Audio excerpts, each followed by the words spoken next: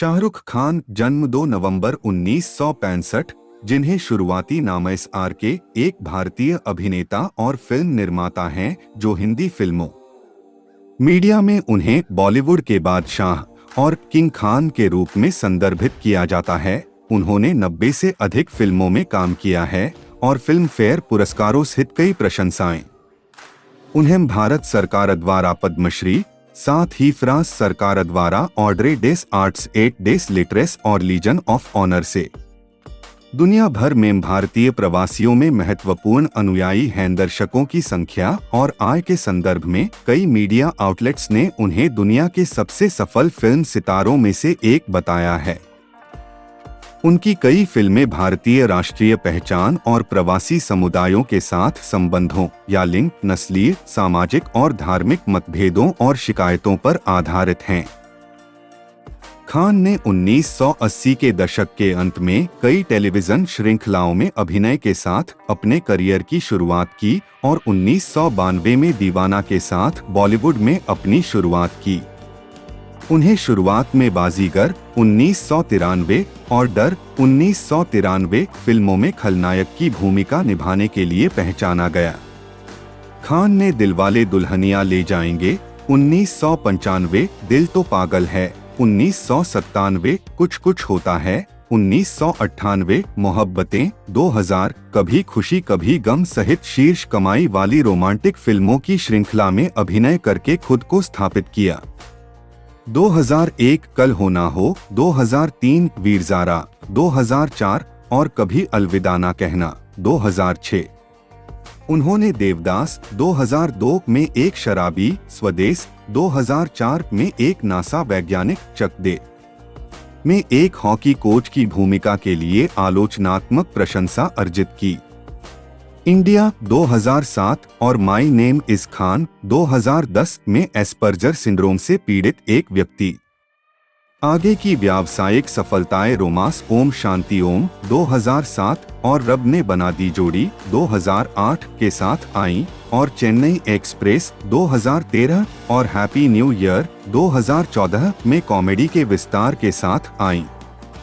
एक संक्षिप्त असफलता और अंतराल के बाद खान ने 2023 की एक्शन थ्रिलर पठान और जवान के साथ करियर में वापसी की, जो दोनों सबसे ज्यादा कमाई करने वाली भारतीय फिल्मों में शुमार हैं।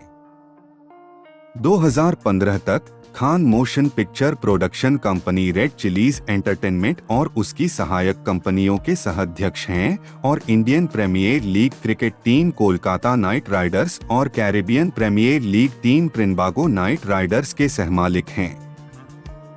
उनके कई समर्थन और उद्यमशीलता उपक्रमों के कारण मीडिया अक्सर उन्हें ब्रांड SRK के रूप में लेबल करता है। वह लगातार टेलीविजन प्रस्तोता और स्टेज शो कलाकार हैं। खान के परोपकारी प्रयासों ने स्वास्थ्य देखभाल और आपदा राहत प्रदान की है और उन्हें बच्चों की शिक्षा के समर्थन के लिए 2011 में यूनेस्को के पिरामिड कौन मार्नी पुरस्कार और महिलाओं और बच्चों के अधिकारों की वकालत करने के लिए 2018 में विश्व आर्थिक मंच के क्रिस्टल पुरस्कार से सम्मानित किया गया था। भारत वह नियमित रूप से भारतीय संस्कृति के सबसे प्रभावशाली लोगों की सूची में शामिल होते हैं और 2008 में न्यूज़वीक ने उन्हें दुनिया के 50 सबसे शक्तिशाली लोगों में से एक का नाम दिया। 2022 में एम्पायर द्वारा पाठकों के सर्वेक्षण में खान को सभी समय के 50 महानतम अभिनेताओं में से एक चुना गया था और 2023 में टाइम ने उन्हें दुनिया के सबसे प्रभावशाली लोगों में से एक के रूप में नामित किया था। Early life and family. Parents. Khan के पिता मीर ताज मोहम्मद खान पेशावर के एक भारतीय स्वतंत्रता कार्यकर्ता थे, जिन्होंने अब्दुल गफ्फार खान के नेतृत्व में एक अहिंसक प्रतिरोध आंदोलन खुदाई खिदमतगार के साथ अभियान चलाया था, जो एकजुट और स्वतंत्र भारत की मांग करता था। मीर अब्दुल गफ्फार खान के अनुयायी थे और भारतीय राष्ट्रीय कांग्रेस से संबद्ध थे। वह भारतीय राष्ट्रीय सेना के मेजर जनरल शाह नवाज खान के चचेरे भाई भी थे। सी खान के अनुसार उनके दादा मीर जान मोहम्मद खान अफगानिस्तान के एक जातीय पश्तून पठान थे हालांकि पेशावर में उनके चचेरे भाइयों ने बाद में स्पष्ट किया कि परिवार हिंद को बोलता है और मूल रूप से कश्मीर से है, जहां से वे सदियों पहले पेशावर में बस गए थे, इस दावे का खंडन करते हुए कि उनके दादा अफगानिस्तान से पश्तून थे। 2010 तक खान का पैतृक परिवार अभी भी पेशावर के किस्सा ख्वानी बाजार के शाह वली कताल इलाके में रह रहा था। 1946 में मीर दिल्ली विश्वविद्यालय में कानून की पढ़ाई करने के लिए दिल्ली चले आए। जब 1947 में भारत का विभाजन हुआ तो उन्हें दिल्ली में रहने के लिए मजबूर होना पड़ा और कई वर्षों बाद तक वे पेशावर नहीं लौटे। खान की मां लतीफ फातिमा एक मजिस्ट्रेट, एक वरिष्ठ सरकारी इंजीनियर की बेटी थीं। उनके माता पिता की शादी 1959 में हुई थी। प्रारंभिक जीवन। खान का जन्म 2 नवंबर 1965 को नई दिल्ली में एक मुस्लिम परिवार में हुआ था। उन्होंने अपने जीवन के पहले 5 साल मैंगलोर में बिताए, जहां उनके नाना इफ्तिखार अहमद ने 1960 के दशक में बंदरगाह के मुख्य अभियंता के रूप में कार्य किया था। खान ने ट्विटर पर खुद को आधे हैदराबादी मां, आधे पठान पिता और कुछ कश्मीरी दादी बताया है। खान नई दिल्ली के राजेंद्र नगर इलाके में पले बढ़े। उनके पिता के पास एक रेस्तरां सहित कई व्यावसायिक उद्यम थे और परिवार किराए के अपार्टमेंट में एक मध्यम वर्गीय जीवन जीता था। खान ने मध्य दिल्ली के सेंट कोलंबा स्कूल में पढ़ाई की, जहां उन्होंने अपनी पढ़ाई और हॉकी और फुटबॉल जैसे खेलों में उत्कृष्ट प्रदर्शन किया और स्कूल का सर्वोच्च पुरस्कार स्वॉर्ड ऑफ ऑनर प्राप्त किया। शुरू में खान खेल में अपना करियर बनाने की इच्छा रखते थे, हालांकि शुरुआती वर्षों में कंधे की चोट के कारण वह अब नहीं खेल सकते थे। इसके बजाय अपनी युवावस्था में उन्होंने मंचीय नाटकों में अभिनय किया और बॉलीवुड अभिनेताओं की नकल करने के लिए उन्हें प्रशंसा मिली, जिनमें से उनके पसंदीदा दिलीप कुमार, अमिताभ बच्चन और मुमताज थे। उनकी बचपन की दोस्तों और अभिनय साझेदारों में से एक अमृता सिंह थीं, जो बॉलीवुड अभिनेत्री बन गईं। खान ने अर्थशास्त्र में स्नातक की डिग्री हासिल करने के लिए हंसराज कॉलेज 1985 से 88 में दाखिला लिया, लेकिन अपना अधिकांश समय दिल्ली के थिएटर एक्शन ग्रुप TAG में बिताया, जहां उन्होंने थिएटर निर्देशक बैरी के मार्गदर्शन में अभिनय का अध्ययन किया।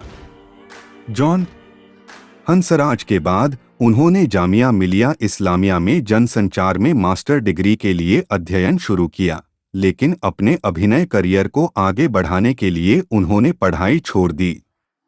बॉलीवुड में अपने शुरुआती करियर के दौरान उन्होंने दिल्ली के नेशनल स्कूल ऑफ ड्रामा में भी दाखिला लिया। उनके पिता की 1981 में कैंसर से मृत्यु हो गई और उनकी मां की मृत्यु 1991 में मधुमेह की जटिलताओं से हो गई। अपने माता पिता की मृत्यु के बाद उनकी बड़ी बहन शाहनाज लाला रुख जन्म 1960 उदास अवस्था में आ गईं और खान ने उनकी देखभाल की जिम्मेदारी ली। शहनाज अपने भाई और उसके परिवार के साथ उनकी मुंबई हवेली में रहती हैं। Acting career. 1988 से 1992 television and film debut. Khan की पहली अभिनीत भूमिका लेख टंडन की टेलीविजन श्रृंखला दिल दरिया में थी, जिसकी शूटिंग 1988 में शुरू हुई थी, लेकिन उत्पादन में देरी के कारण राजकुमार कपूर द्वारा निर्देशित 1989 की श्रृंखला फौजी उनकी टेलीविजन शुरुआत बन गई। सेना कैडेटों के प्रशिक्षण पर एक यथार्थवादी नजर डालने वाली श्रृंखला में उन्होंने अभिमन्यु राय की प्रमुख भूमिका निभाई। इसके बाद अजीज मिर्जा की टेलीविजन श्रृंखला सर्कस 1989 से 90 और मणि कौल की लघु श्रृंखला इडियट 1992 में उन्हें आगे प्रदर्शित किया गया। खान ने धारावाहिक उम्मीद 1989 और वागले की दुनिया 1988 से 90 और अंग्रेजी भाषा की television film in which Annie gives it those ones 1989 में भी छोटी भूमिकाएं निभाईं। इन धारावाहिकों में उनकी उपस्थिति ने आलोचकों को उनके लुक और अभिनय शैली की तुलना फिल्म अभिनेता दिलीप कुमार से करने के लिए प्रेरित किया, लेकिन खान को उस समय फिल्म अभिनय में कोई दिलचस्पी नहीं थी, यह सोचकर कि वह उतने अच्छे नहीं थे। खान ने अप्रैल 1991 में फिल्मों में अभिनय करने का अपना निर्णय बदल दिया। इसे अपनी मां की मृत्यु के दुख से बचने का एक तरीका बताया। वह बॉलीवुड में पूर्णकालिक करियर बनाने के लिए दिल्ली से मुंबई चले गए और जल्द ही उन्हें 4 फिल्मों के लिए साइन कर लिया गया। उनकी पहली पेशकश हेमा मालिनी के निर्देशन में बनी पहली फिल्म दिल आशना है के लिए थी और जून तक उन्होंने अपनी पहली शूटिंग शुरू कर दी थी। उनकी पहली फिल्म दीवाना थी, जो जून 1992 में रिलीज हुई थी। इसमें उन्होंने ऋषि कपूर के बाद दूसरे मुख्य किरदार के रूप में दिव्या भारती के साथ अभिनय किया था। दीवाना बॉक्स ऑफिस पर हिट रही और खान के बॉलीवुड करियर की शुरुआत हुई। अपने प्रदर्शन के लिए उन्हें फिल्मफेयर सर्वश्रेष्ठ नवोदित अभिनेता का पुरस्कार मिला। 1992 में पुरुष प्रधान भूमिका के रूप में खान की पहली फिल्में चमत्कार, दिल आशना है और कॉमेडी राजू बन गया जेंटलमैन रिलीज हुई, जो अभिनेत्री जूही चावला के साथ उनके कई सहयोगों में से पहली थी। उनकी शुरुआती फिल्मी भूमिकाओं में उन्होंने ऐसे किरदार निभाए जो ऊर्जा और उत्साह प्रदर्शित करते थे। डेली न्यूज एंड एनालिसिस के अर्नब रे के अनुसार खान एक नए तरह का अभिनय लेकर आए, क्योंकि वह बर्फ की स्लैब पर सीढ़ियों से नीचे फिसल रहे थे, गाड़ी चला रहे थे, कलाबाजी कर रहे थे, होंठ कांप रहे थे, आंखें कांप रही थीं, स्क्रीन पर शारीरिक ऊर्जा ला रहे थे। एक पल में तीव्र उन्मत्त और अगले पल में चालाकी से बचकाना। 1993 से 1994 एंटी हीरो। अपनी 1993 की रिलीजों में खान को 2 बॉक्स ऑफिस हिट फिल्मों में खलनायक की भूमिका निभाने के लिए सबसे अधिक सराहना मिली। बाजीगर में एक हत्यारा और डर में एक जुनूनी प्रेमी पूर्व, जिसमें खान ने एक अस्पष्ट बदला लेने वाले की भूमिका निभाई थी जो अपनी प्रेमिका की हत्या करता है, ने मानक बॉलीवुड फॉर्मूले के अप्रत्याशित उल्लंघन से भारतीय दर्शकों को चौंका दिया था। The Cambridge companion to modern Indian culture में सोनल खुल्लर ने इस किरदार को उत्कृष्ट एंटी हीरो कहा है। बाजीगर में उनके प्रदर्शन ने, जो अभिनेत्री काजोल के साथ उनकी कई प्रस्तुतियों में से पहली थी, खान को सर्वश्रेष्ठ अभिनेता का पहला फिल्मफेयर पुरस्कार दिलाया। 2003 में एनसाइक्लोपीडिया ऑफ हिंदी सिनेमा ने कहा कि खान ने इन दोनों फिल्मों में पारंपरिक नायक की छवि को चुनौती दी और संशोधनवादी नायक का अपना संस्करण बनाया। डर ने फिल्म निर्माता यश चोपड़ा और उनकी कंपनी यश राज फिल्म्स के साथ खान के कई सहयोगों में से पहला सहयोग किया। खान की हकलाहट और वाक्यांश आई लव यू कक्किरण का उपयोग दर्शकों के बीच लोकप्रिय था। दी इंडियन एक्सप्रेस की मालिनी मन्नाथ ने तर्क दिया कि वह एक और नकारात्मक भूमिका में अभिनय सम्मान के साथ चले गए। डर के लिए उन्हें नकारात्मक भूमिका में सर्वश्रेष्ठ प्रदर्शन के लिए फिल्म फेयर पुरस्कार के लिए नामांकन मिला, जिसे सर्वश्रेष्ठ खलनायक पुरस्कार भी कहा जाता है, लेकिन सर के लिए परेश रावल से हार गए। इसके अलावा 1993 में खान ने माया मेमसाब में दीपा साही के साथ एक नग्न दृश्य प्रस्तुत किया। हालांकि इसके कुछ हिस्सों को केंद्रीय फिल्म प्रमाणन बोर्ड द्वारा सेंसर कर दिया गया था। आगामी विवाद ने उन्हें भविष्य की भूमिकाओं में ऐसे दृश्यों से परहेज करने के लिए प्रेरित किया। 1994 में खान ने कुंदन शाह की कॉमेडी ड्रामा फिल्म कभी हाँ कभी ना में दीपक तिजोरी और सुचित्रा कृष्णमूर्ति के साथ एक प्रेमग्रस्त संगीतकार की भूमिका निभाई, जिसे बाद में उन्होंने अपनी पसंदीदा भूमिका बताया। उनके प्रदर्शन ने उन्हें सर्वश्रेष्ठ प्रदर्शन के लिए फिल्म फेयर क्रिटिक्स अवार्ड दिलाया और 2004 की पूर्वव्यापी समीक्षा में rediff.com की सुकन्या वर्मा ने इसे खान के सर्वश्रेष्ठ प्रदर्शन के रूप में संदर्भित किया। उन्हें सहज, कमजोर, बचकाना, शरारती और सीधे दिल से अभिनय करने वाला कहा। इसके अलावा 1994 में खान ने अंजाम में एक जुनूनी प्रेमी की भूमिका के लिए फिल्म फेयर सर्वश्रेष्ठ खलनायक पुरस्कार जीता, जिसमें सहकलाकार माधुरी दीक्षित थीं। उस समय मुख्यधारा के हिंदी सिनेमा में एक प्रमुख व्यक्ति के करियर के लिए विरोधी भूमिकाएं निभाना जोखिम भरा माना जाता था। अर्नब रे ने बाद में खान को ऐसे किरदारों को चुनकर पागल जोखिम लेने और लिफाफे को आगे बढ़ाने का श्रेय दिया, जिसके माध्यम से उन्होंने अपना करियर स्थापित किया। उस समय निर्देशक मुकुल एस आनंद ने उन्हें उद्योग का नया चेहरा कहा था। 1995 से 1998 रोमांटिक भूमिकाएं। खान ने 1995 में 7 फिल्मों में अभिनय किया, जिनमें से पहली राकेश रोशन की मेलोड्रामेटिक थ्रिलर करण अर्जुन थी। सलमान खान और काजोल की सह-अभिनीत यह भारत में साल की दूसरी सबसे ज्यादा कमाई करने वाली फिल्म बन गई। उस वर्ष उनकी सबसे महत्वपूर्ण रिलीज आदित्य चोपड़ा के निर्देशन में बनी पहली रोमांस फिल्म दिलवाले दुल्हनिया ले जाएंगे थी, जिसमें उन्होंने एक युवा अनिवासी भारतीय NRI की भूमिका निभाई थी, जिसे यूरोप भर में एक यात्रा के दौरान काजोल के चरित्र से प्यार हो जाता है। खान शुरू में एक प्रेमी की भूमिका निभाने में झिझक रहे थे, लेकिन इस फिल्म को उन्हें रोमांटिक हीरो के रूप में स्थापित करने का श्रेय दिया जाता है। आलोचकों और जनता दोनों द्वारा प्रशंसित यह भारत और विदेशों में वर्ष की सबसे अधिक कमाई करने वाली फिल्म बन गई और बॉक्स ऑफिस इंडिया द्वारा इसे सर्वकालिक ब्लॉकबस्टर घोषित किया गया। अनुमानित जीवन काल में ₹2 की कमाई के साथ दुनिया भर में बिलियन $61.68 मिलियन। यह भारतीय सिनेमा के इतिहास में सबसे लंबे समय तक चलने वाली फिल्म है। 2015 की शुरुआत में 1000 सप्ताह से अधिक समय के बाद भी यह मुंबई के मराठा मंदिर थिएटर में प्रदर्शित हो रही है। फिल्म ने 10 फिल्मफेयर पुरस्कार जीते, जिसमें खान का दूसरा सर्वश्रेष्ठ अभिनेता पुरस्कार भी शामिल है। निर्देशक और आलोचक राजा सेन ने कहा, खान ने शानदार प्रदर्शन किया है। 1990 के दशक के प्रेमी को बड़ी शिद्दत से परिभाषित किया है। वह शांत और चंचल हैं, लेकिन आकर्षित करने के लिए काफी ईमानदार हैं। प्रदर्शन अपने आप में ऐसा है जैसे व्यवसाय में सर्वश्रेष्ठ इतना अच्छा खेला कि वह सहज गैरअभिनय जैसा प्रतीत हो। 1996 में खान की सभी 4 रिलीज आलोचनात्मक और व्यावसायिक रूप से विफल रहीं, लेकिन अगले वर्ष अजीज मिर्जा की रोमांटिक कॉमेडी यस बॉस में आदित्य पंचोली और जूही चावला के साथ उनकी मुख्य भूमिका ने उन्हें प्रशंसा दिलाई, जिसमें फिल्म फेयर सर्वश्रेष्ठ अभिनेता का नामांकन भी शामिल था।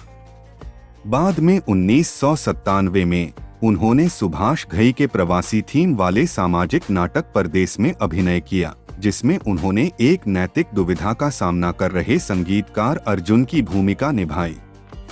इंडिया टुडे ने इसे संयुक्त राज्य अमेरिका में सफल होने वाली पहली प्रमुख बॉलीवुड तस्वीरों में से एक बताया है।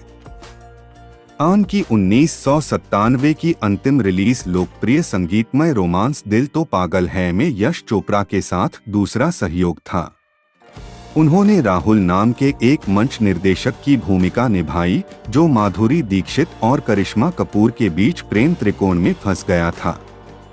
फिल्म और उनके प्रदर्शन को आलोचनात्मक प्रशंसा मिली, जिससे खान को फिल्म फेयर में तीसरा सर्वश्रेष्ठ अभिनेता का पुरस्कार मिला। खान ने 3 फिल्मों में मुख्य भूमिका निभाई और 1998 में एक विशेष भूमिका निभाई। वर्ष की अपनी पहली रिलीज में उन्होंने महेश भट्ट की एक्शन कॉमेडी डुप्लीकेट में जूही चावला और सोनाली बेंद्रे के साथ दोहरी भूमिका निभाई, जो यश के साथ उनके कई सहयोगों में से पहली थी। जौहर की प्रोडक्शन कंपनी धर्मा प्रोडक्शंस। फिल्म को अच्छी प्रतिक्रिया नहीं मिली, लेकिन इंडिया टुडे ने खान के ऊर्जावान प्रदर्शन की सराहना की। उसी वर्ष खान ने ऑल इंडिया रेडियो संवाददाता के रूप में अपने प्रदर्शन के लिए आलोचनात्मक प्रशंसा हासिल की, जो दिल से में एक रहस्यमय आतंकवादी मनीषा कोइराला के प्रति आकर्षण विकसित करता है। मणिरत्नम की त्रयी की तीसरी किस्त आतंकी फिल्मों का वर्ष की अपनी अंतिम रिलीज में उन्होंने करण जौहर की रोमांस फिल्म कुछ कुछ होता है में एक कॉलेज छात्र की भूमिका निभाई, जिसमें वह काजोल और रानी मुखर्जी के साथ एक प्रेम त्रिकोण में शामिल थे। लेखिका अंजना मोतिहार चंद्रा ने इस तस्वीर को 1990 के दशक की ब्लॉकबस्टर, रोमांस, कॉमेडी और मनोरंजन की भरपूर कहा है। खान ने लगातार दूसरे वर्ष फिल्मफेयर पुरस्कार समारोह में सर्वश्रेष्ठ अभिनेता का पुरस्कार जीता। हालांकि उनका और कई आलोचकों का मानना था कि उनका प्रदर्शन काजोल के प्रदर्शन पर भारी पड़ गया।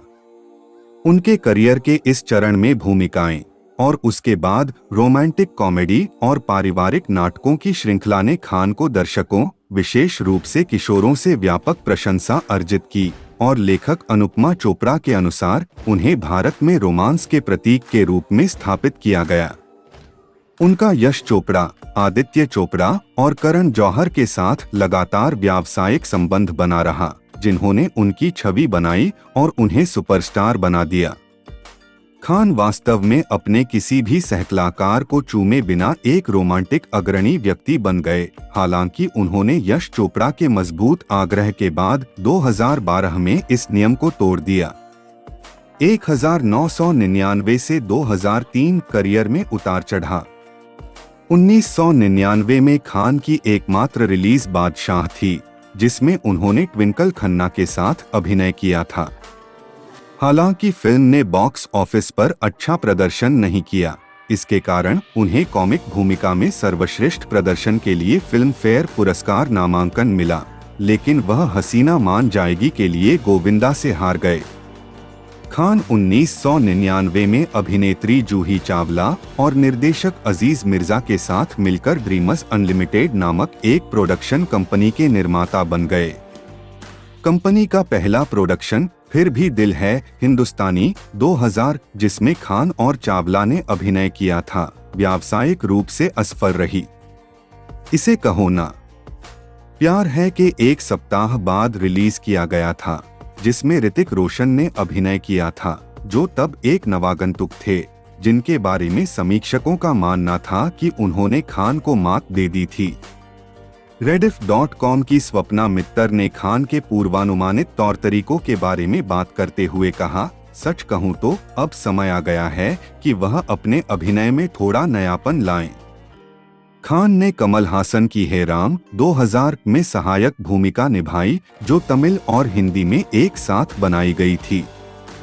इस प्रकार उन्होंने अमजद खान नामक पुरातत्वविद की भूमिका निभाकर तमिल में अपनी शुरुआत की।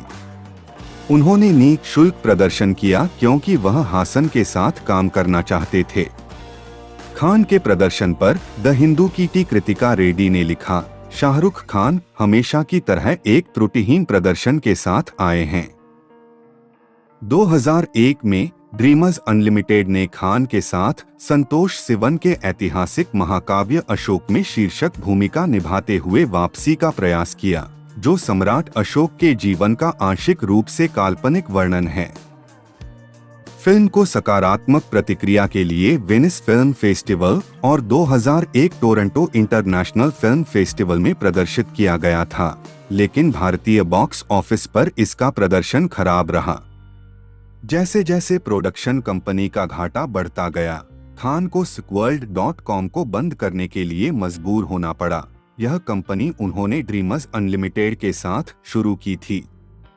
दिसंबर 2001 में कृष्णा वामसी की शक्ति द पावर में एक विशेष उपस्थिति के लिए एक एक्शन सीक्वेंस करते समय खान को रीढ़ की हड्डी में चोट लग गई। बाद में पता चला कि उनकी डिस्क खिसक गई है और उन्होंने कई वैकल्पिक उपचारों का प्रयास किया। इनमें से किसी ने भी चोट का स्थायी समाधान नहीं दिया, जिसके कारण उन्हें अपनी कई फिल्मों की शूटिंग के दौरान गंभीर दर्द का सामना करना पड़ा।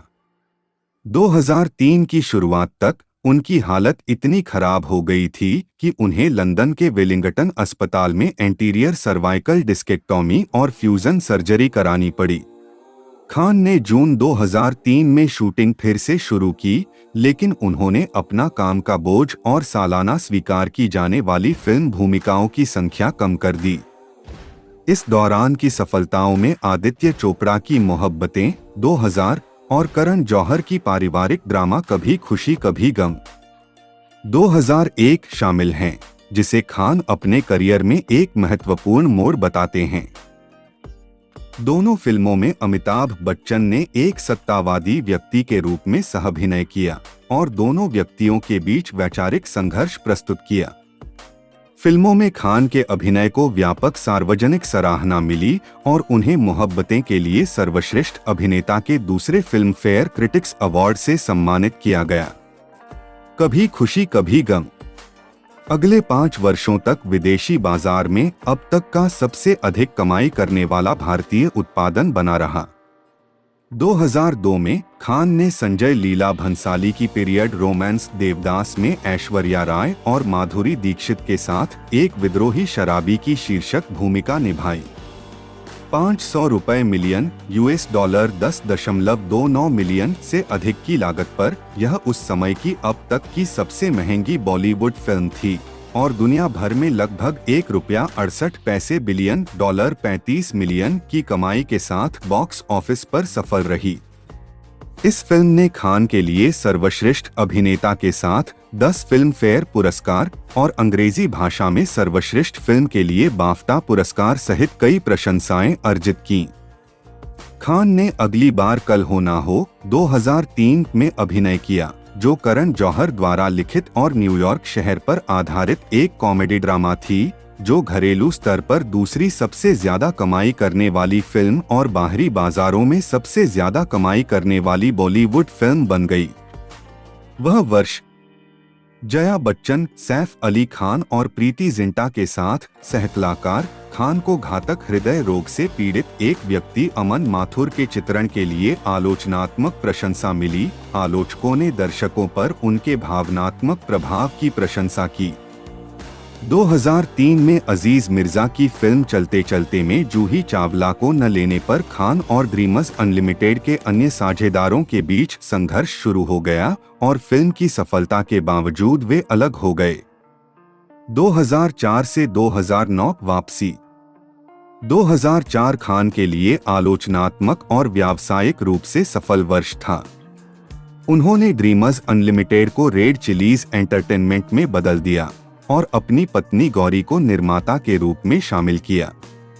कंपनी की पहली प्रोडक्शन में उन्होंने फराह खान के निर्देशन में बनी पहली मसाला फिल्म मैं हूं ना में अभिनय किया। भारत पाकिस्तान संबंधों का एक काल्पनिक विवरण, इसे कुछ टिप्पणीकारों ने पाकिस्तान को लगातार खलनायक के रूप में चित्रित करने की रूढ़िवादी छवि से दूर जाने के एक सचेत प्रयास के रूप में देखा। इसके बाद खान ने यश चोपड़ा की रोमांस फिल्म वीर ज़ारा में एक भारतीय वायुसेना के पायलट की भूमिका निभाई, जिसे एक पाकिस्तानी महिला प्रीति जिंटा से प्यार हो जाता है, जिसे आलोचकों की प्रशंसा के लिए 55वें बर्लिन फिल्म महोत्सव में प्रदर्शित किया गया था। दुनिया भर में 940 रुपए मिलियन $20 74 मिलियन से अधिक की कमाई के साथ यह 2004 में भारत में सबसे अधिक कमाई करने वाली फिल्म थी और मैं हूं ना 680 रुपए मिलियन $15.01 मिलियन के साथ दूसरी सबसे अधिक कमाई करने वाली फिल्म थी। 2004 की अपनी अंतिम रिलीज में खान ने एक नासा वैज्ञानिक के रूप में अभिनय किया, जो आशुतोष गोवारिकर के सामाजिक नाटक स्वदेश, जिसका अर्थ है होमलैंड में अपनी जड़ें फिर से जगाने के लिए देशभक्ति से भारत लौटता है, जो नासा अनुसंधान के अंदर शूट की जाने वाली पहली भारतीय तस्वीर बन गई। फ्लोरिडा में कैनेडी स्पेस सेंटर में केंद्र। फिल्म विद्वान स्टीफन टियो ने इस तस्वीर को बॉलीवुडीकृत यथार्थवाद के उदाहरण के रूप में संदर्भित किया है, जो हिंदी सिनेमा में पारंपरिक कथा और दर्शकों की अपेक्षाओं में उत्कृष्टता प्रदर्शित करता है। दिसंबर 2013 में टाइम्स ऑफ इंडिया ने बताया कि खान को तस्वीर को फिल्माना इतना भावनात्मक रूप से जबरदस्त और जीवन बदलने वाला अनुभव लगा कि उन्होंने अभी तक फिल्म नहीं देखी है। वैरायटी के डेरे केली ने खान के प्रदर्शन को अस्थिर पाया, एक आत्मसंतुष्ट प्रवासी जो गरीब भारतीय किसानों के लिए पश्चिमी मूल्यों को लाने के लिए दृढ़ संकल्पित था, लेकिन जितेश पिल्लई सहित कई फिल्म समीक्षकों का मानना था कि यह उनका सर्वश्रेष्ठ प्रदर्शन था। आज तक अभिनय 2004 की उनकी तीनों रिलीजों के लिए उन्हें फिल्म फेयर सर्वश्रेष्ठ अभिनेता पुरस्कार के लिए नामांकित किया गया और अंततः स्वदेश के लिए उन्होंने पुरस्कार जीता। फिल्म फेयर ने बाद में उनके प्रदर्शन को बॉलीवुड के शीर्ष 80 प्रतिष्ठित प्रदर्शन के 2010 अंक में शामिल किया। 2005 में खान ने अमोल पालेकर के फंतासी नाटक पहेली में अभिनय किया। यह फिल्म 79वें अकादमी पुरस्कारों में सर्वश्रेष्ठ बाहरी भाषा फिल्म के लिए भारत की प्रस्तुति थी। बाद में उन्होंने करण जौहर के साथ तीसरी बार म्यूजिकल रोमांटिक ड्रामा कभी अलविदा ना कहना 2006 में काम किया, जिसमें उन्होंने एक नाखुश शादीशुदा आदमी की भूमिका निभाई जिसका एक विवाहित महिला के साथ विवाहेतर संबंध है। यह फिल्म, जिसमें अमिताभ बच्चन, अभिषेक बच्चन, रानी मुखर्जी, प्रीति जिंटा और किरण खेर जैसे कलाकार शामिल थे, विदेशी बाजार में भारत की सबसे ज्यादा कमाई करने वाली फिल्म बन गई। ₹1.13 बिलियन $25 62 मिलियन से अधिक की कमाई के साथ।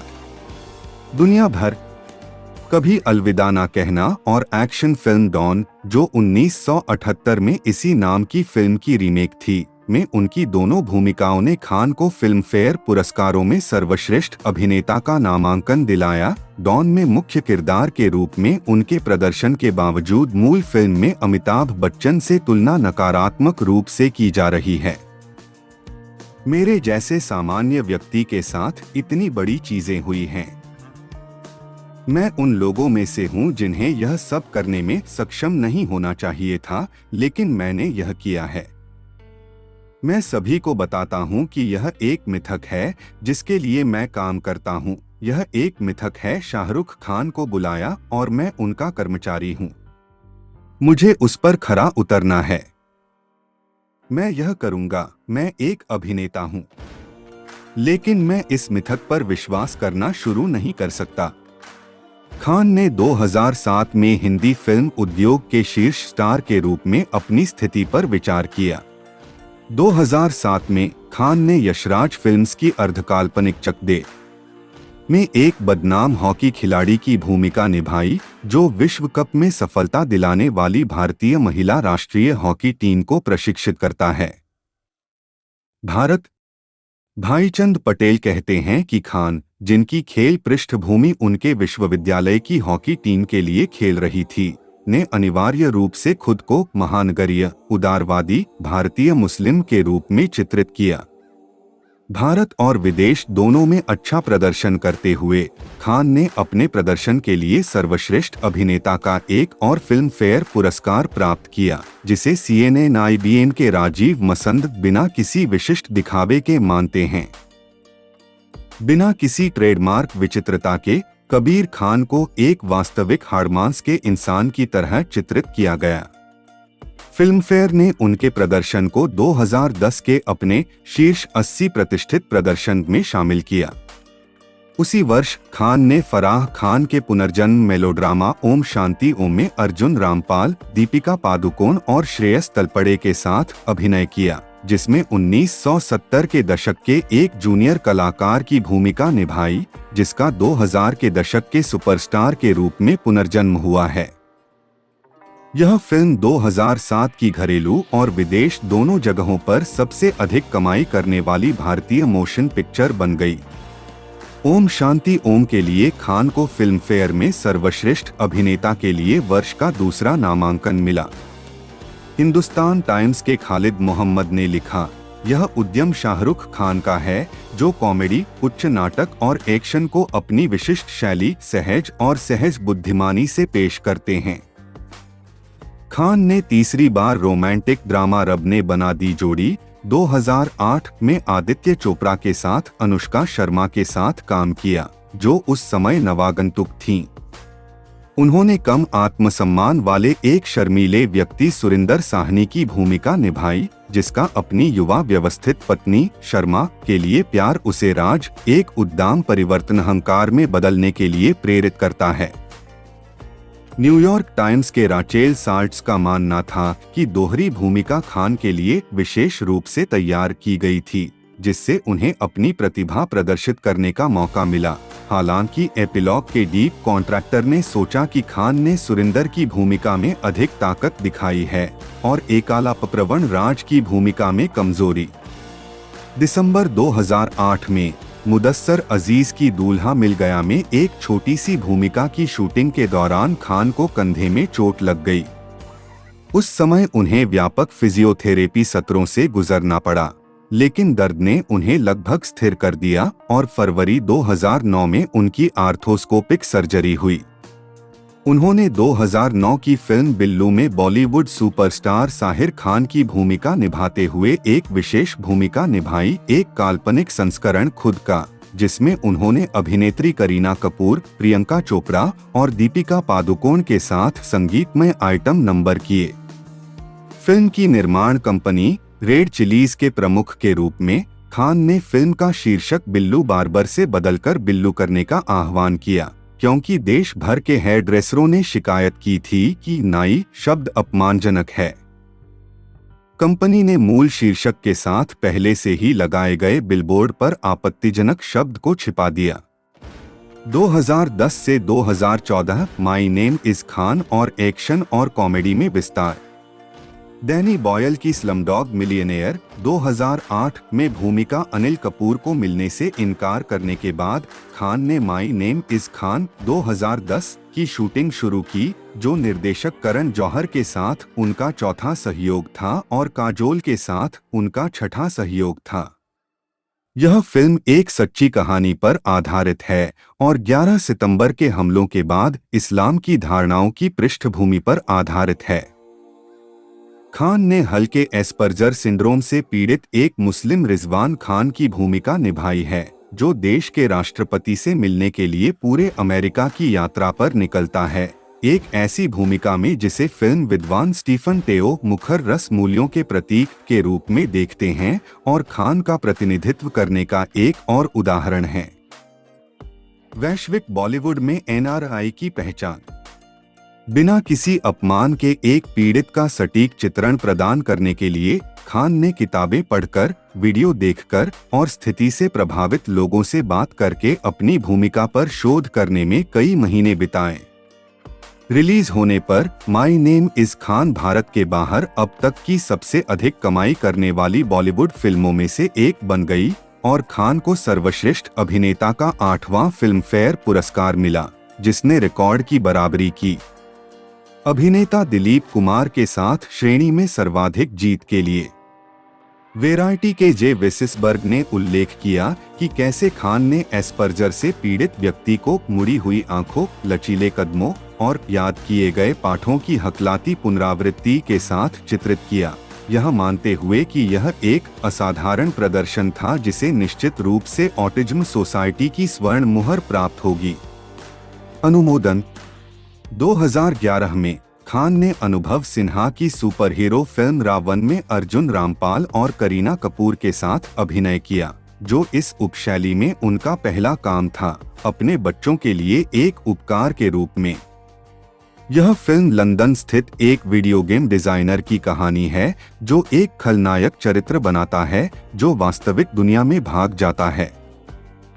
इसे बॉलीवुड का सबसे महंगा प्रोडक्शन बताया गया। इसका अनुमानित बजट ₹1.25 बिलियन $26 मिलियन था। फिल्म के बॉक्स ऑफिस प्रदर्शन की नकारात्मक मीडिया कवरेज के बावजूद रावण $2.40 बिलियन $51.42 मिलियन की कमाई के साथ वित्तीय रूप से सफल रही।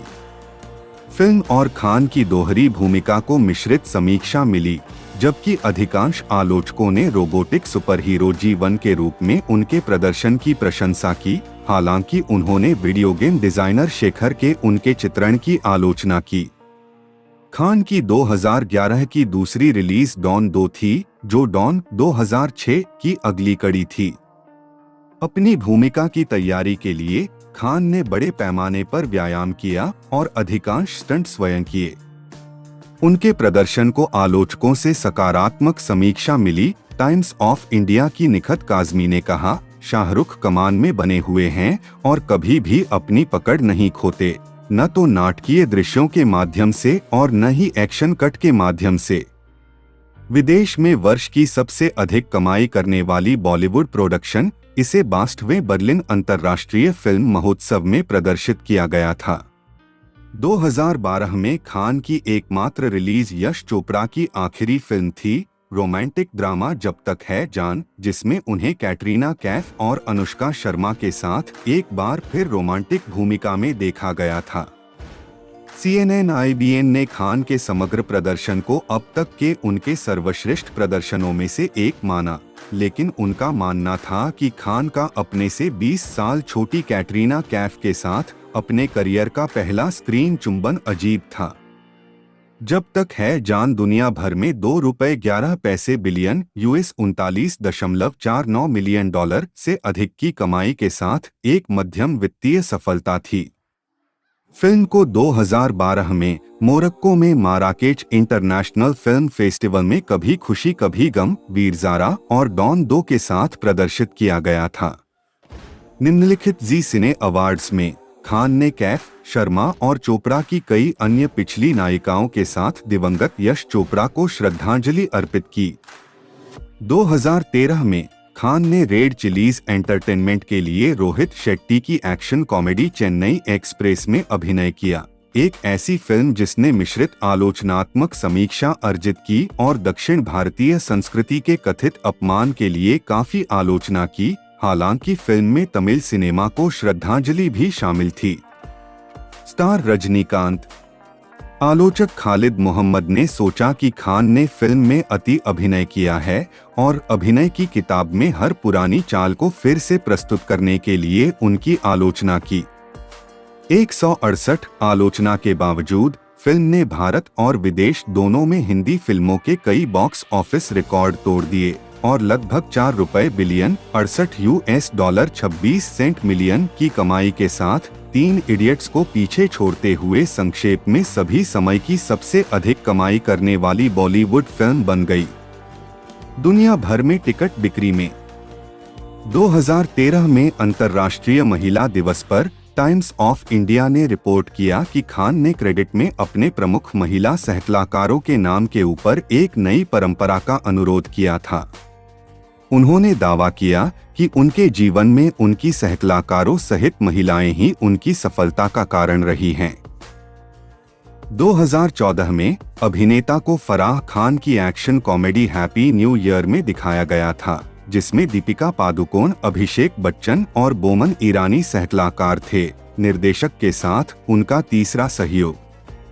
हालांकि खान के एक आयामी चरित्र की आलोचना की गई, फिल्म दुनिया भर में $3.80 बिलियन $64.85 मिलियन की कमाई के साथ एक बड़ी व्यावसायिक सफलता बन गई। 2015 से 2022 करियर में असफलताएं और अंतराल। खान अगली बार रोहित शेट्टी की एक्शन कॉमेडी दिलवाले 2015 में काजोल, वरुण धवन और कृति सनोन के साथ दिखाई दिए। फिल्म को मिश्रित समीक्षाएं मिली, हालांकि यह $3.70 बिलियन $57.68 मिलियन की कमाई के साथ आर्थिक रूप से लाभदायक रही। द हिंदू की नम्रता जोशी ने टिप्पणी की, दिलवाले के साथ रोहित शेट्टी बहुत कुछ करने के बावजूद निराशाजनक रूप से गलत हो गए, जिसमें पावर पैक कलाकार और निर्माता भी शामिल थे, और महसूस किया कि खान और काजोल को दोबारा पैक करने का प्रयास उल्टा पड़ गया। इसके बाद उन्होंने मनीष शर्मा की एक्शन थ्रिलर फैन 2016 में एक सुपरस्टार और उसके हमशक्ल प्रशंसक की दोहरी भूमिकाएं निभाईं। द गार्जियन के पीटर ब्रैडशॉ ने फिल्म को थकाऊ, विचित्र फिर भी देखने योग्य माना और सोचा कि खान एक जुनूनी प्रशंसक के रूप में डरावना था।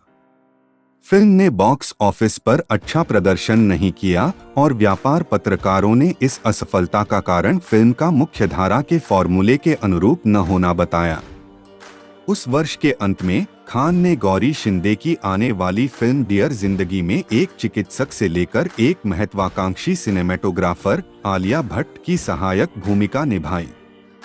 राहुल ढोलकिया की एक्शन क्राइम फिल्म रईस 2017 में खान ने टाइटैनिक एंटी हीरो की भूमिका निभाई। 1980 के दशक के गुजरात में एक शराब तस्कर से डकैत बन गया।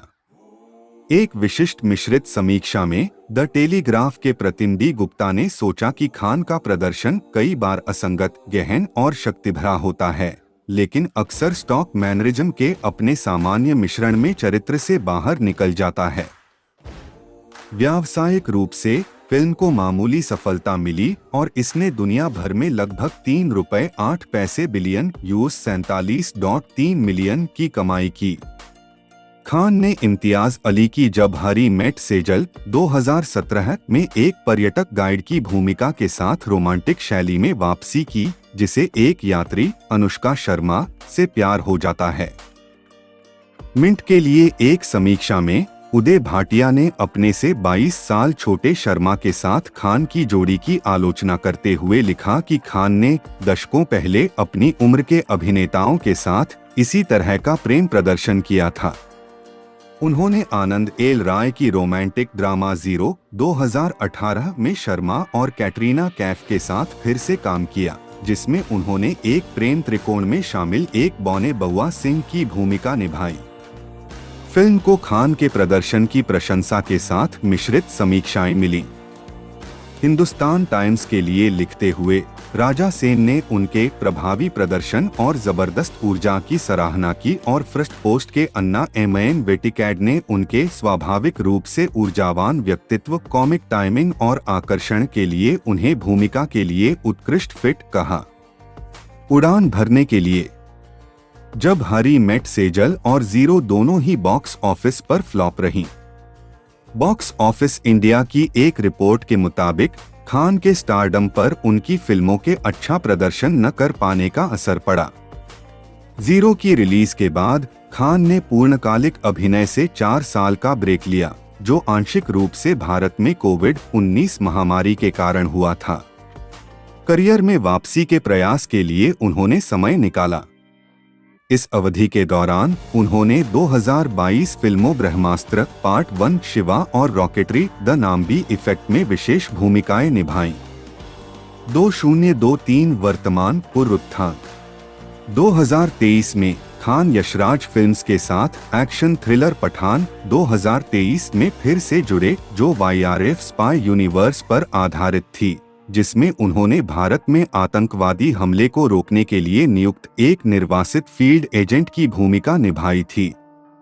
आलोचक सुकन्या वर्मा ने खान की मजबूत तीव्रता, शानदार करिश्मा और ट्रेडमार्क बुद्धि पर ध्यान दिया, जबकि कावेरी बामजी ने इसे उम्रदराज खान का एक एक्शन स्टार में बहुत जरूरी बदलाव बताया। पठान ने बॉक्स ऑफिस के कई रिकॉर्ड तोड़ दिए, जिससे खान का स्टारडम फिर से स्थापित हो गया। खान ने उसी वर्ष इटली के जवान में पिता और पुत्र के हमशक्ल की भूमिका निभाते हुए एक और एक्शन फिल्म भूमिका निभाई। Scroll.in की नंदिनी रामनाथ ने लिखा है कि खान की स्क्रीन छवि विशाल, प्रेम से भरपूर, आक्रामक रूप से मर्दाना हुए बिना पुराने ढंग से वीर, अपरिवर्तनीय लेकिन ईमानदार भी एक दंभ को बेचने में मदद करती है, जो किसी अन्य के साथ दुर्घटनाग्रस्त हो सकती थी। अभिनेता जवान ने पठान द्वारा बनाए गए रिकॉर्ड को तोड़ दिया। दोनों फिल्मों ने क्रमशः $10 बिलियन $130 मिलियन से अधिक की कमाई की और दुनिया भर में हिंदी सिनेमा की दूसरी और तीसरी सबसे बड़ी कमाई करने वाली फिल्म बन गई, जिससे खान 2 फिल्में देने वाले पहले भारतीय अभिनेता बन गए जिन्होंने $10 बिलियन से अधिक की कमाई की। 2023 की अपनी अंतिम रिलीज में खान ने राजकुमार हिरानी की डंकी में अभिनय किया, जो गधा उड़ान नामक अवैध आव्रजन तकनीक के बारे में एक सामाजिक नाटक था। उदय भाटिया ने लिखा है कि रोमांटिक नारीवादी सैनिक देशभक्त मित्र के रूप में उनकी भूमिका एक्शन स्टार खान से एक ब्रेक है, लेकिन स्क्रीन आदर्श खान से उन्हें कोई राहत नहीं मिलती। $4 बिलियन $50 मिलियन से अधिक की कमाई के साथ डंकी खान की वर्ष की लगातार तीसरी व्यावसायिक सफलता के रूप में उभरी, हालांकि यह पठान या जवान की रिकॉर्ड कमाई के बराबर नहीं थी। अन्य काम: फिल्म निर्माण और टेलीविजन होस्टिंग। खान ने ड्रीमर्स अनलिमिटेड साझेदारी के संस्थापक सदस्य के रूप में 1999 से 2003 तक 3 फिल्मों का सहनिर्माण किया। साझेदारी भंग होने के बाद उन्होंने और गौरी ने कंपनी को रेड चिलीज एंटरटेनमेंट के रूप में पुनर्गठित किया, जिसमें फिल्म और टेलीविजन उत्पादन, दृश्य प्रभाव और विज्ञापन से संबंधित प्रभाग शामिल थे। 2015 तक कंपनी ने कम से कम 9 फिल्मों का निर्माण या सहनिर्माण किया है। या तो खान या गौरी को आमतौर पर प्रोडक्शन क्रेडिट दिया जाता है और वह ज्यादातर फिल्मों में या तो मुख्य भूमिका में या अतिथि भूमिका में दिखाई दिए हैं। खान रावण 2011 के निर्माण के कई पहलुओं में शामिल थे। अभिनय के अलावा उन्होंने फिल्म का निर्माण किया, स्वेच्छा से कंसोल गेम की स्क्रिप्ट लिखी, इसके लिए डब किया, इसके तकनीकी विकास का निरीक्षण किया और फिल्म के पात्रों के आधार पर डिजिटल कॉमिक्स लिखी। खान ने कभी कभी अपनी फिल्मों के लिए पार्श्व गायन किया है।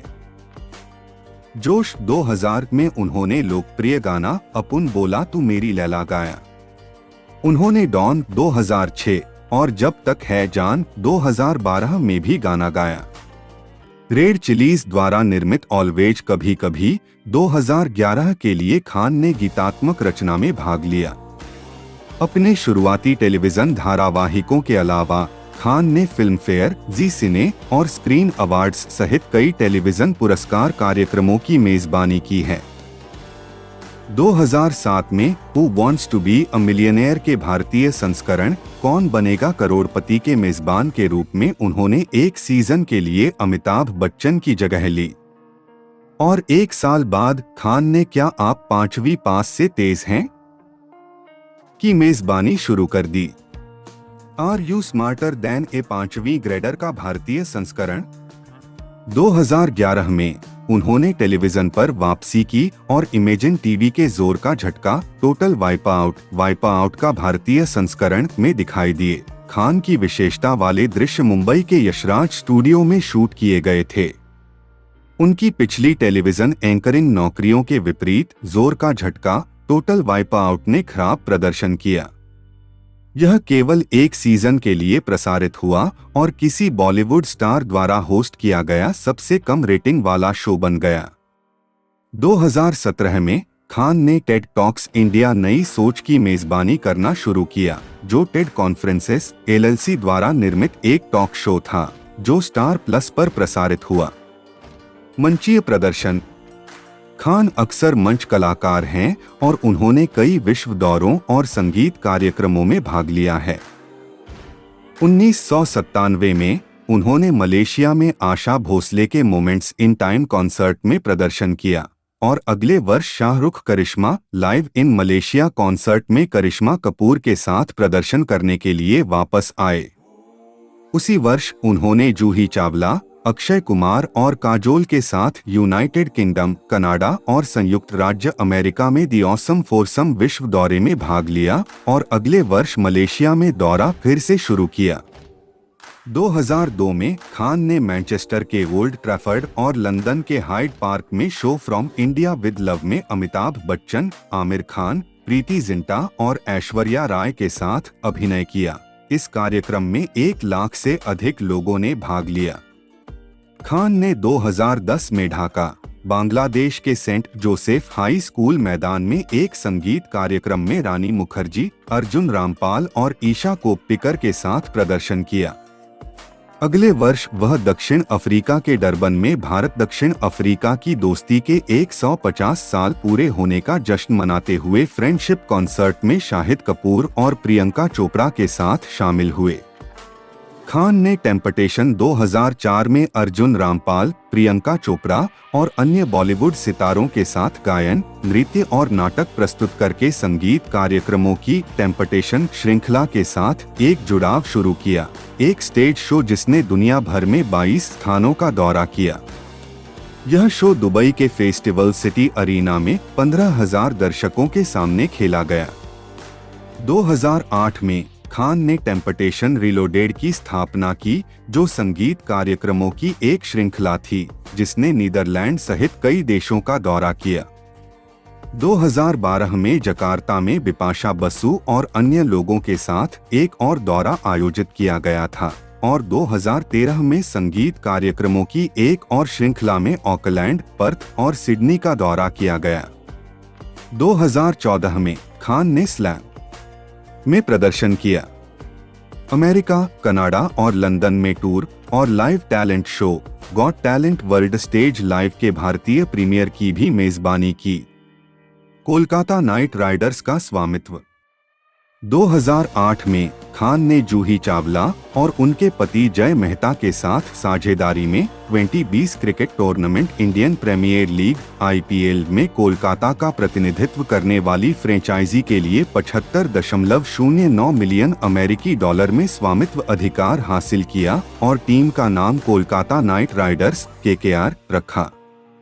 2009 तक KKR 42.1 मिलियन अमेरिकी डॉलर के ब्रांड मूल्य के साथ IPL की सबसे अमीर टीमों में से एक थी। पहले 3 वर्षों के दौरान टीम ने मैदान पर खराब प्रदर्शन किया। समय के साथ उनके प्रदर्शन में सुधार हुआ और वे 2012 में पहली बार चैंपियन बने और 2014 में इस उपलब्धि को दोहराया। 2-0 में किसी भी भारतीय टीम द्वारा सबसे लंबे समय तक जीत दर्ज करने का रिकॉर्ड नाइट राइडर्स के नाम है। खान ने IPL 2011 सीजन के उद्घाटन समारोह में सुनिधि चौहान और श्रेया सरन के साथ प्रदर्शन किया, जहां उन्होंने तमिल गानों पर नृत्य किया। वह 2013 में कैटरीना कैफ, दीपिका पादुकोण और पिटबुल के साथ फिर से दिखाई दिए। मई 2012 में मुंबई क्रिकेट एसोसिएशन (MCA) ने KKR और मुंबई इंडियंस के बीच एक मैच के बाद सुरक्षा कर्मचारियों के साथ बहस करने के लिए उन्हें वानखेड़े स्टेडियम में 5 साल के लिए प्रतिबंधित कर दिया। हालांकि खान ने कहा था कि उन्होंने तभी कार्रवाई की जब सुरक्षा कर्मचारियों द्वारा उनकी बेटी सहित बच्चों के साथ दुर्व्यवहार किया जा रहा था और अधिकारी अपने व्यवहार में बेहद अड़ियल और आक्रामक थे। उनके साथ सांप्रदायिक अभद्र टिप्पणी की गई थी। बाद में MCA के अधिकारियों ने उन पर कहानी के एक संस्करण में नशे में होने, गार्ड को मारने और कहानी के दूसरे संस्करण में मैच के बाद मुंबई इंडियंस की एक महिला समर्थक के साथ पूरी तरह से अस्वाभाविक रूप से दुर्व्यवहार करने का आरोप लगाया था, जिस पर खान ने कहा था कि यह किया गया था उनके कार्यों का समर्थन करने और सस्ते प्रचार के लिए। वानखेड़े गार्ड ने बाद में MCA अधिकारियों के दावे का खंडन किया और कहा कि शाहरुख खान ने उसे नहीं मारा था। बाद में खान ने अपनी टीम के फाइनल मैच जीतने के बाद अपने प्रशंसकों से माफी मांगी। MCA ने 2015 में प्रतिबंध रद्द कर दिया और 2016 में मुंबई पुलिस ने सूचित किया कि खान के खिलाफ कोई संज्ञेय अपराध नहीं बनाया गया था और वे इस निष्कर्ष पर पहुंचे थे कि शाहरुख खान नशे में नहीं थे और उन्होंने अपमानजनक भाषा का इस्तेमाल नहीं किया था। 2012 में वानखेड़े स्टेडियम में नाबालिगों से पहले मीडिया में खान को भारत में काफी मात्रा में मीडिया कवरेज मिलता है और अक्सर उन्हें किंग खान, बॉलीवुड के बादशाह या बॉलीवुड के राजा के रूप में जाना जाता है। अनुपमा चोपड़ा उन्हें एक सदाबहार सेलिब्रिटी के रूप में उद्धृत करती हैं, जो साल में 2 या 3 फिल्में करते हैं, लगातार टेलीविजन विज्ञापन, प्रिंट विज्ञापन और भारतीय शहरों की सड़कों पर विशाल होर्डिंग लगाते हैं। वह कभी कभी कट्टर अनुयायियों का लक्ष्य होता है, जिसके प्रशंसकों की संख्या 1 अरब से अधिक होने का अनुमान है। न्यूज़वीक ने 2008 में खान को विश्व स्तर पर अपने 50 सबसे शक्तिशाली लोगों में से एक बताया और उन्हें दुनिया का सबसे बड़ा फिल्म स्टार कहा। 2011 में लॉस एंजल्स टाइम्स (AF) के स्टीवन ज़िचिक द्वारा उन्हें सबसे बड़ा फिल्म स्टार, जिसके बारे में आपने कभी नहीं सुना होगा, शायद दुनिया का सबसे बड़ा फिल्म स्टार काल के रूप में वर्णित किया गया था। अन्य अंतर्राष्ट्रीय मीडिया आउटलेट्स में उन्हें दुनिया का सबसे बड़ा फिल्म स्टार कहा गया है। एक लोकप्रियता सर्वेक्षण के अनुसार दुनिया भर में 3.2 अरब लोग खान को जानते हैं, जो टॉम क्रूज को जानने वालों से अधिक है। एम्पायर पत्रिका के 2022 पाठकों के सर्वेक्षण में खान को सभी समय के 50 महानतम अभिनेताओं में से एक के रूप में सूचीबद्ध किया गया था। पत्रिका ने उनकी सफलता का श्रेय उनके करिश्मा की अपमानजनक मात्रा और उनके शिल्प में पूर्ण निपुणता को दिया। लगभग हर शैली में सहज, ऐसा कुछ भी नहीं है जो वह नहीं कर सकते। 2023 में टाइम पत्रिका ने उन्हें दुनिया के 100 सबसे प्रभावशाली लोगों में से एक का नाम दिया और पाठकों के सर्वेक्षण के अनुसार वह सूची में शीर्ष पर थे। खान भारत की सबसे धनी हस्तियों में से एक हैं। 2012, 2013 और 2015 में फोर्ब्स इंडिया की सेलिब्रिटी 100 सूची में शीर्ष पर रहे। उनकी संपत्ति 400 से 600 मिलियन अमेरिकी डॉलर आंकी गई है। खान के पास भारत और विदेशों में कई संपत्तियां हैं, जिनमें लंदन में 20 मिलियन पाउंड का अपार्टमेंट और दुबई में पाम जुमेराह पर एक विला शामिल है। खान अक्सर भारत के सबसे लोकप्रिय, स्टाइलिश और प्रभावशाली लोगों की सूची में दिखाई देते हैं। वह नियमित रूप से टाइम्स ऑफ इंडिया की भारत के 50 सबसे वांछनीय पुरुषों की सूची में शीर्ष 10 में शामिल रहे हैं और 2007 में ईस्टर्न आई पत्रिका के सर्वेक्षण में उन्हें एशिया का सबसे सेक्सी पुरुष नामित किया गया था। खान को उनके कई ब्रांड समर्थन और उद्यमिता उद्यमों के कारण अक्सर मीडिया संगठनों द्वारा ब्रांड SRK के रूप में जाना जाता है।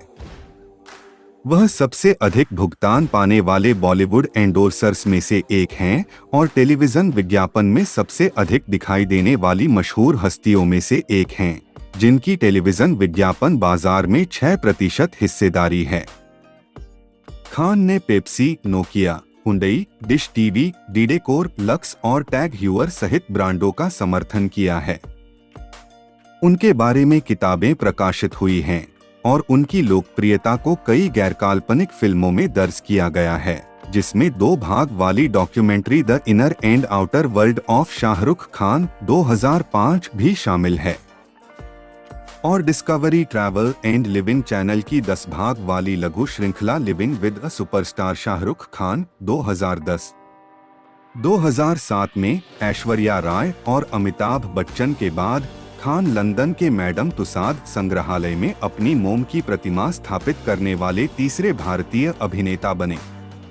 प्रतिमा के अतिरिक्त संस्करण लॉस एंजल्स, हांगकांग, न्यूयॉर्क और वाशिंगटन में मैडम तुसाद के संग्रहालयों में स्थापित किए गए थे।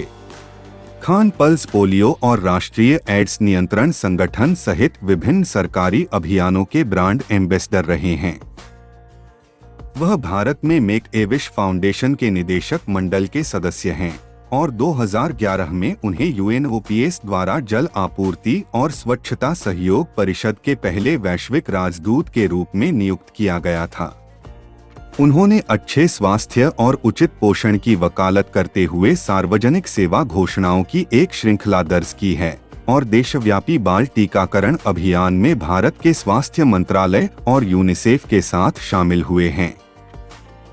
2011 में बच्चों को शिक्षा प्रदान करने की उनकी धर्मार्थ प्रतिबद्धता के लिए उन्हें यूनेस्को का पिरामिड कॉन मार्नी पुरस्कार मिला और वह यह पुरस्कार जीतने वाले पहले भारतीय बन गए।